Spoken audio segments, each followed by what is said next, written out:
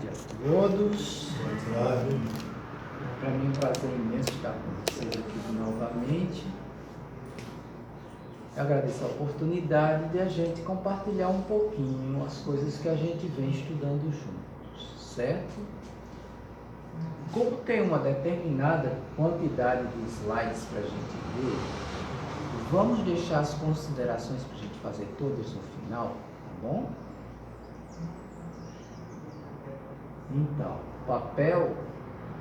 Qual é o papel de cada ser na evolução da consciência?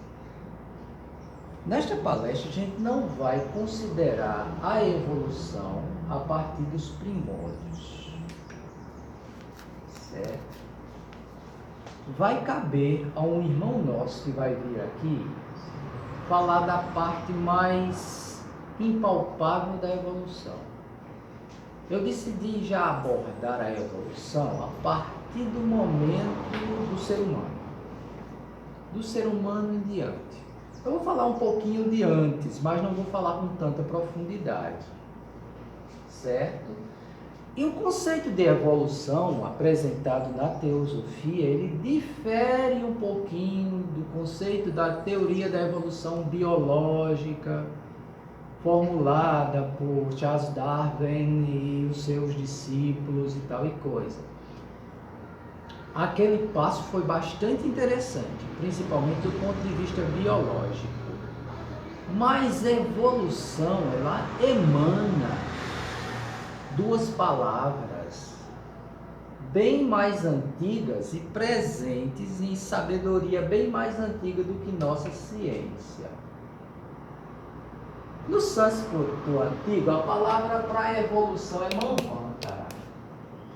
Segundo eles, manvantara seria mais ou menos o momento em que a cauda da serpente surge aqui. É quando o universo, de um princípio, de um ponto incognoscível, ele passa a se expandir. Chega até sua totalidade e depois, no movimento cíclico, ele volta a se recolher. Por isso que a serpente morde a própria cauda. É um símile muito interessante. A evolução é um movimento constante do universo. É uma lei. Certo? A cada vez que o universo faz esse processo, as coisas retornam em um estágio mais profundo, mais capacitado para refletir potencialidades superiores ao estágio anterior. Então a palavra para isso em sânscrito é manvantara, como a gente acha na doutrina secreta. Mas os nossos ancestrais judaicos cristãos, e principalmente os judaico-cristãos e caldeus e egípcios que nos legaram a Kabbalah, eles preferiam uma palavra chamada emanação. Segundo eles, tudo o que existe no universo veio de planos impalpáveis que eles não se atreviam a nominar. Eles chamam a primeira linha ali de Ein, que é a negatividade. Por que negatividade? Porque você não pode afirmar que é nada. Você só pode afirmar o que não é. A segunda linha eles chamam de o ilimitado, Ein Sof. E a terceira linha eles chamam de Ein Sof Aura, a luz ilimitada. Eles dizem que nesses três níveis aí, impossível dizer qualquer coisa. É o que a doutrina secreta vai chamar do espaço ou grande alento, que estava tranquilo e não existia ainda manifestação. Certo? É impossível dizer qualquer coisa, mas ali existe um princípio imortal, inteligente, todo bondoso, do qual tudo brota e que a gente não pode cometer o pecado de dizer nada, nem tampouco antropomorfizar esse princípio, porque é rebaixá-lo de sua grandiosidade, compará-lo a qualquer coisa que a gente conheça, ou então a nós mesmos, certo? Então a gente pode afirmar nada. Mas a partir dali as coisas emanam. Então, na Cabala, elas vão emanando, até que chegam ao primeiro nível de hierarquias, que é a primeira Sefirá, aí vai ao segundo, terceiro, uma total de 10 níveis de hierarquias, inteligência, de planos, 4 planos diferentes, habitados por inúmeras inteligências, até que nós chegamos à última esfera, que é o plano físico. Certo? Mas isso aqui fica para um irmão nosso que vai falar sobre essas inteligências incorpóreas, que recebem diversos outros nomes e que participavam desse processo de evolução e culminou com a formação dos planos e do plano físico. E no plano físico tem andamento, uma evolução tríplice. Evolui a forma, evolui a vida e evolui a consciência. Certo? Eu resolvi deixar a vida e a forma para o meu irmão, que vai vir falar com vocês, Bruno. Espero que ele venha em breve. E vou falar um pouquinho de evolução da consciência. Mas é um pouquinho. É só um... que é para atiçar a vontade da gente pesquisar mais coisas, aprofundar mais, ok? Então, não existe matéria morta. Isso é afirmado em A Doutrina Secreta de Madame Blavatsky, certo? Volume 1, página 311. Pois todo átomo vital é vivo. E não poderia ser de outra forma, porque cada átomo é fundamentalmente por si mesmo ser absoluto. Observe as letras maiúsculas, porque a referência é aquele ponto inominável e que é imanifesto, certo? Cada átomo de substância, não importa de que plano, é ele mesmo uma vida e tem a potencialidade de evoluir. Assim, por intermédio de operações de hierarquias de inteligências espirituais a serviço do Logos, a vida começou sua evolução nos planos mais sutis, em sentido descendente, até atingir o reino mineral. E de lá tem seguido agora em sentido ascendente, estando agora no homem e seguindo para além do homem atual. Existe um axioma que circula entre os espiritualistas que diz assim: Deus dorme no mineral, sonha no vegetal, desperta no animal e tornou-se autoconsciente no homem. A partir desse momento, aconteceu uma coisa interessante em termos de evolução.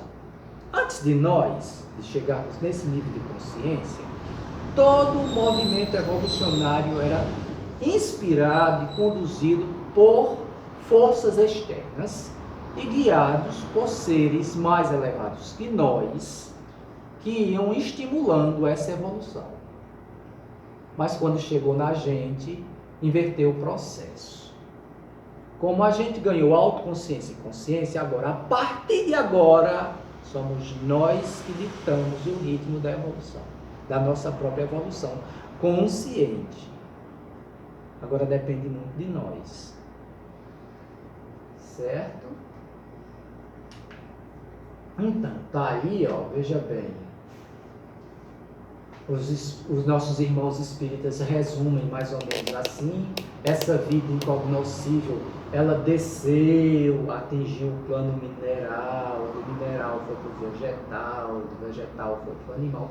Em cada uma dessas peregrinações, habilidades, planos, corpos, vestimentas, veículos de consciência foram desenvolvidos até chegarmos no homem. Certo? Quando chegou aqui, a vida una atingiu o estágio chamado de consciência e autoconsciência. Pela senhora Nibeza, em seu estudo sobre a consciência, capítulo 9, página 119, é um livro bem bonito que eu estou vendo ali de capa marrom. Pode pegar para mim, por gentileza? Isso.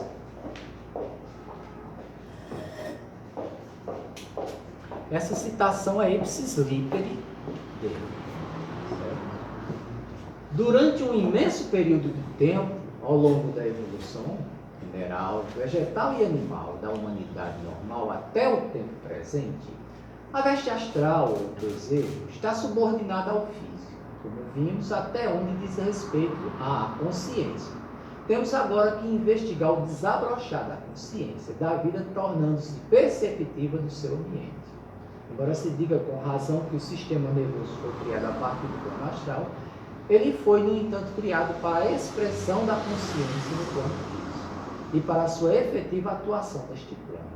É aí que a consciência torna-se primeiramente autoconsciência, é aí que começa a aparecer nós, como espécie, assim, né? Uma forma orgânica, dotada de autoconsciência, dotada de razão, capaz de distinguir a si do outro e dotada de potencialidades inatas, inerentes, né? E a evolução agora vai depender de nós descobrirmos esses potenciais e usarmos. A evolução passa agora a ser cada vez mais impulsionada pela percepção interior em vez de estímulos externos. O ser autoconsciente agora dispõe da liberdade de escolha, pode acelerar ou retardar o processo, a depender de como se conduz durante sua vida encarnada. Certo? Aqui no ambiente teosófico, para a maioria de nós, a reencarnação já é uma ideia muito aceita. Certo? A maioria de nós já aceita isso como, digamos, plausível.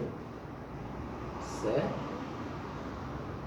Nós não impomos a crença, por outro lado, porque a reencarnação é uma crença, mas nós estimulamos todos a investigarem profundamente essa possibilidade, porque é a partir dela que essa evolução tem sentido. A cada vez que a gente troca de roupa, cada nascimento é uma troca de roupa, cada corpo é uma roupa que o ser que habita em nós usa. Então, está se dando um passo nessa evolução da consciência. E talvez nem toda troca de roupa dessa é útil. Às vezes a gente troca de roupa, a gente nasce num estado de consciência onde a gente busca coisas totalmente alheias a esse processo de evolução. A gente não aprende quase nada. Outras vezes a gente se afina com essa evolução e a encarnação é totalmente proveitosa, muito proveitosa para o desenvolvimento da consciência. Porque agora, gente, depende da gente, depende do que a gente faz. Essa evolução consciente trouxe consigo a necessidade de instrução e, por conseguinte, de instrutores. A própria existência desses instrutores aponta para o sentido de toda essa evolução da vida na Terra. Que sentido seria isso? Atingir a perfeição, certo? Até o nível super-humano. O Sr. William Quan Judge, um dos fundadores externos da Sociedade Teosófica, escreveu o seguinte no seu livro Oceano de Teosofia, disponível online, certo? Esse livro, infelizmente, não está traduzido e publicado desta forma para a gente, mas a gente acha na internet. Essa extensão imensa do sistema evolutivo significa, então, que esse planeta no qual estamos agora é o resultado da atividade e evolução de alguns outros que morreram há muito tempo. Pasme, já existiam outros universos habitados, e o nosso é um outro em sequência, é uma continuação.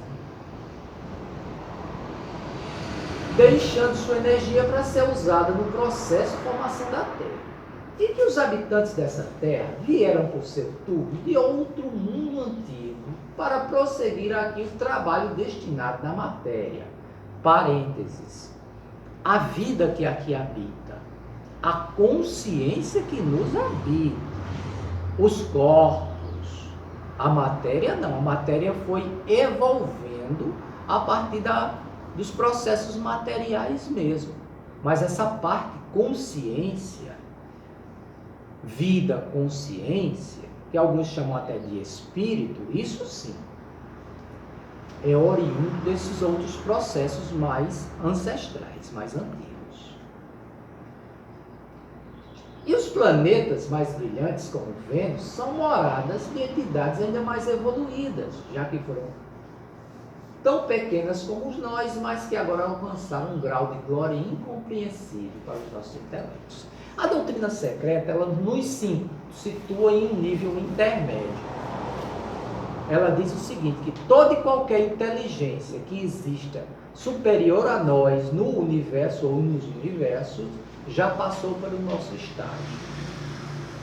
E toda que não existe ainda, mas que está no via a ser, obrigatoriamente em um momento terá que passar pelo estágio que nós estamos.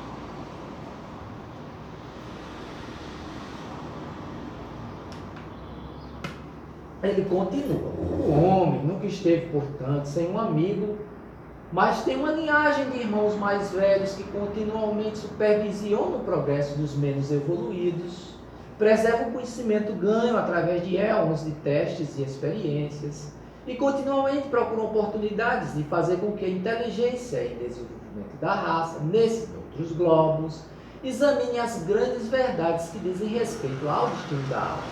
Esses irmãos mais velhos também conservam o conhecimento que ganham sobre as leis da natureza em todos os departamentos. E estão prontos a usá-lo para o benefício da humanidade, quando as leis cíclicas o permitem.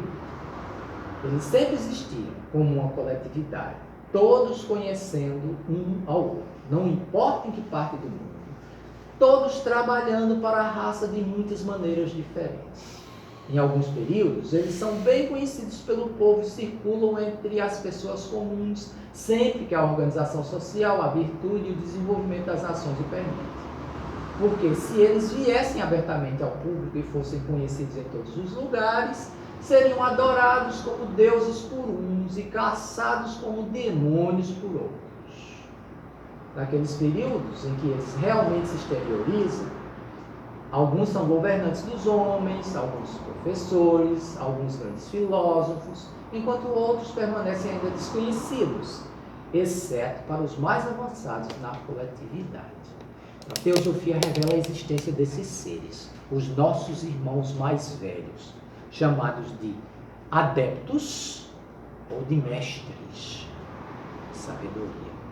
A teosofia também pontua o seguinte: hoje, eles estão vivos aqui entre nós, alguns, em operação, e não são seres nem espíritos de outro mundo, são homens como nós. Só que eles atingiram um estágio de evolução por esforço muito grande durante muito tempo, que permite com que seus corpos físicos durem muito mais do que os nossos, podendo viver por centenas de anos, dependendo da missão que eles têm a cumprir. Então, estes seres ajudam na nossa evolução. Entrar em contato com eles é uma das maneiras que nós dispomos para contribuir para a evolução da nossa consciência. Vocês estarem aqui nessa manhã de sábado significa que de alguma forma vocês estão entrando na frequência desses seres e estão sendo chamados a participarem da evolução de sua própria consciência. O contato com eles é decisivo para isso. E a sociedade teosófica foi criada, entre outras coisas, para isso. Para mais tarde, para que a gente comece e para que mais tarde esse contato com esses seres possa ser até bem mais estreito, mais aproximado, dependendo de nós querermos nos submeter a um treinamento muito rígido para isso. Mas isso é assunto para outra palestra. Esses são os fundadores físicos da Sociedade Teosófica. Madame Helena Kretonovna Blavatsky, o coronel Henry Steele Lockhart, o senhor William Plan Judge. A gente ouve falar muito pouco do senhor Judge. Ele está ali. É porque houve umas controvérsias que é assunto para outra palestra também, eu não vou entrar em detalhes. Mas ele foi muito importante, estava entre as 15 pessoas que participaram das reuniões de fundação. Ele também viveu pouquíssimo, ele morreu muito cedo. Hoje eu estou mais velho que ele, porque ele morreu com 45, eu tenho 48, já vivi um pouquinho mais que ele. Mas ele foi fundamental. E aquilo que a gente viu ainda agora foi escrito por ele, aquela parte ali que eu citei em nome, certo? E os fundadores internos que eu já fiz referência. Bem, eu sou muito reticente e resistente em falar deles. Eu não gosto muito de expô-los. Mas quando eu li esse livro de Raul Branco, que diz que é da vontade deles que algumas pessoas conheçam de sua existência, então eu resisti à minha resistência e eu coloquei essas duas representações que eles inscreveram na mente de um artista, certo? Então, assim, um artista alemão que estava por ali naquela época, 1800 e cocada, 1870 e pouco, se interessou muito por teosofia, e algumas pessoas estavam escrevendo cartas para eles, disseram: mestre, a gente não pode ver vocês, né? Ele disse: não, a gente não tem permissão, os nossos chefes não nos deram permissão de aparecer fisicamente para vocês, a gente só pode mandar essas cartas. Eu disse: mas a gente podia ter uma ideia mais ou menos de como vocês são? Ele disse: tá certo. Aí puseram em contato com o artista e o artista produziu mais ou menos esses quadros deles. Aqui ao lado nós temos a pessoa que se identificou nas cartas como mestre Kutung, e ali a pessoa que se identificou como sendo o mestre Moria. São os fundadores internos, certo? O contato com a sociedade teosófica e com outras organizações que têm um trabalho semelhante e também são inspiradas pelo mestre, contribui muito para a evolução da nossa consciência. Porque através do estudo, que a gente vai ver mais tarde, e através da convivência dentro dos ideais da teosofia, cujo primeiro é a fraternidade, a gente vai contribuindo muito para que a vida consciência que está em nós possa manifestar suas potencialidades. Mas isso é uma coisa recente? Não. Aqueles instrutores mencionados, eles se manifestam em todas as civilizações e já se manifestaram em outras civilizações e até em eras mais gloriosas que a nossa. A nossa era, a despeito de seu grande avanço tecnológico e de seu grande egoísmo e grande, inenarrável presunção, ela não é lá essas coisas não, viu? Já existiam civilizações muito mais grandiosas em termos éticos e em termos morais. Nestas épocas, os grandes seres podem circular entre nós. Foi assim no Egito Atlante. Do Egito Atlante nós herdamos alguns ícones. Sabe-se hoje que esses ícones eram centros de treinamento, desenvolvimento da consciência. Não eram cemitérios nem tumbas. Para iniciações. Certo? Então, as antigas escolas de mistérios são centros de treinamento, onde linhagens de discípulos atingiram gradualmente níveis mais elevados de consciência. Certamente, com o intuito de que a gente redescobrisse e entendesse o processo, a Atlântida caiu toda, mas sobraram alguns ícones. E sobraram ainda outros em outras partes e outras grandes escolas de mistérios. Tem grandes templos de outras civilizações antigas como Pérsia, Israel e Grécia, e tinham colegiados esotéricos, onde discípulos eram treinados nos mistérios. E era o seguinte: o número dos treinados era altamente selecionado. A entrada nesses templos era garantida apenas aos eleitos. Eram pouquíssimos os que conseguiam adesão, porque eles eram submetidos a testes muito rígidos. E o conhecimento só era conferido a quem tinha estatura moral e ética para receber. Todo e qualquer tropeço na área ética e moral desqualificava o neófito imediatamente. Ele não recebia acesso aos mistérios maiores. Era assim na Babilônia, no Egito, no Templo de Salomão, de Israel, na Pérsia, em todo e qualquer lugar onde existisse escola dos mistérios. E esses treinamentos nesses mistérios maiores e menores não visavam outra coisa a não ser o tópico de nossa palestra: o desenvolvimento da consciência, da vida consciência em nós. O desabrochar de habilidades ainda inatas e latentes em nós. Um avanço evolucionário a partir da consciência. Na Galileia, no ano 1 AC, não existia Império Romano presente, certo? Estava lá só as comunidades judaicas. Roma não tinha chegado ainda. Havia algumas comunidades, mas existiam três divisões no judaísmo. Existiam os fariseus, os saduceus e os essênios. Entre os essênios surgiu uma pessoa que fundou uma escola de mistérios, certo? O ministério do Mestre Jesus na Galileia do primeiro século AC dá exemplo de mais uma escola de mistérios, a Gnosis. Raul Branco afirma em seu livro sobre o cristianismo primitivo, a vida do Cristo, como relatada nos 4 evangelhos, é uma representação alegórica das 5 grandes etapas de iniciação do caminho ocultista que levam um discípulo ao pináculo da perfeição humana.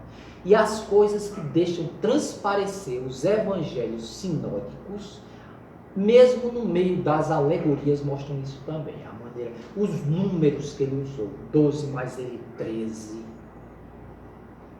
os grupinhos que ele formava, certas revelações só para ele mais 3, levava para o monte, que tem um significado.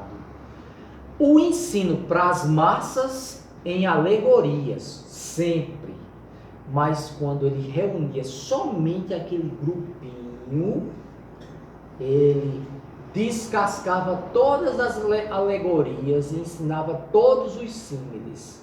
São 2 níveis de ensino: um ensino exotérico com X para todos e um esotérico para os poucos preparados. A pessoa que a gente conhece hoje como Jesus, Mestre Jesus, foi na realidade um grande ser, um grande sábio, ligado a essa fraternidade de grandes instrutores da humanidade, de mestres, que iniciou a escola de mistérios naquela época, que é conhecida como Gnosis, certo? O que aconteceu 300 anos depois, que redundou na criação de um sistema religioso, isso é outra história. Certo? Assunto para outras palestras também.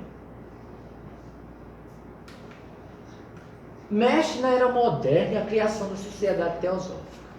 É também de Raul Branco um pequeno livro intitulado Os Mestres e Suas Mensagens. Na página 12 do mesmo, ele afirma: até meados do século XIX, muito pouco era conhecido no Ocidente sobre os grandes seres chamados no Oriente de Mahatmas, que quer dizer grandes almas, ou mestres de sabedoria. No Oriente, principalmente na Índia, os mestres já eram conhecidos há milênios nos meios dos devotos de yogas. No Ocidente, no entanto, somente os discípulos aceitos, uma diminuta parcela da população, conheciam seus mestres, guardando essa informação de forma reservada, por respeito a esses santos seres, para a proteção deles e, um adendo meu, sob força dos juramentos de não revelar, sob pena de morte. Certo? Era um dos preceitos das grandes escolas de mistérios. Eles faziam juramento e para eles entenderem a sacralidade do que aprendiam e o perigo dessas informações importantíssimas caírem na mão de qualquer um, quem revelasse morria. As revelações sempre foram destinadas, volto a repetir, somente para pessoas que têm estatura moral e ética para tal. Antes, não. Só quando o sujeito passava por um processo de purificação moral muito grande, é que eles começavam a revelar os grandes mistérios. Enquanto isso, havia os mistérios menores, onde as coisas eram ensinadas parcialmente. E lá para fora, para a população geral, tudo em alegoria. É por isso que os nossos livros sagrados são todos alegóricos. Bíblia, Puranas, Vedas, Mahabharata, tudo alegórico. É preciso que a gente estude muito e que a gente se prepare muito para que a intuição seja desperta e que as pessoas certas, a gente seja conduzido a eles de acordo com o nosso desenvolvimento ético-moral, a gente vai aprendendo mais. Continua do mesmo jeito. Bem, foi somente a partir do final do século XIX, com a fundação da Sociedade Teosófica e posteriormente com a divulgação dos escritos de Helena Petrovna Blavatsky, que o conhecimento da existência dos mestres se espalhou nos meios esotéricos e filosóficos na Europa e nas Américas. Aliás, ela teve que ir até eles, enfrentou agruras, dedicou muitos anos de sua vida, pôs a vida em risco, até que teve acesso ao pequeno Tibete. Lá os encontrou, foi treinada por eles e veio de lá em missão, comissionada por eles e com a missão de dar ao Ocidente algum conhecimento da existência deles e dos outros também. Quer dizer que só tem no Oriente? Não tem no Ocidente, não. Tem ocidentais também. Mas os que trabalham no Ocidente estavam com muita reserva. Então, pasme, coube a mestres orientais nos ajudar. Eles se interessaram e disse que se responsabilizam por tudo que foi ensinado. Certo? Alguns mestres, inclusive nossos aqui do Ocidente, disseram, eles estão prontos não. Mas os mestres orientais disseram, mas precisa. Aí depois, quando começou a dar certo, os mestres ocidentais se deixaram convencer e até disseram, não, agora a gente vai ajudar vocês. E tem contribuído, tem colaborado com eles. Já tem mestres ocidentais trabalhando com eles faz tempo. Mas tudo começou com aqueles dois que são orientais, o mestre Kudumi e o mestre Mori. E foi com eles que Madame Blavatsky foi fazer treinamento. Olha aqui. Certo? Ela estava muito ligada ao mestre Moria. Era o seu mestre. Certo? Era uma ligação muito forte. Mas como o mestre Moria não fala inglês, ele se comunicava com ela por processos telepáticos,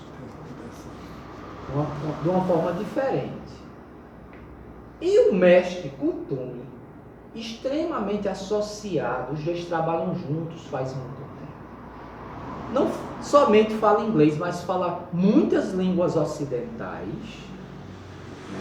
Então, o mestre Kutumi Em colaboração com eles, os dois treinaram Madame Blavatsky, e ela tinha contatos com os dois. E eles são os responsáveis internos e ocultos pela Sociedade Teosófica. Os mestres, como instrutores da humanidade, criaram a